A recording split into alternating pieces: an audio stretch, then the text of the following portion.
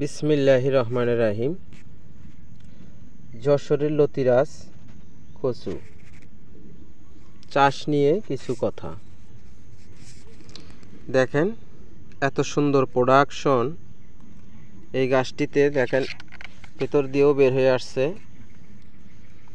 মোটামোটা কতগুলো লতি বের হয়ে গেছে। দেখেন অনেকেই চাষ না বুঝে চাষে এসে ভুল করে চাষ করে দোষারোপ করছেন ভালো না চাষ কচু। চাষ না বুঝে চাষে আসলে পাবেন না ফলাফল কিছু।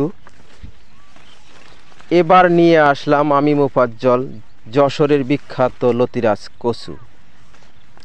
এ কচু লং টাইম লতি দিয়ে থাকে।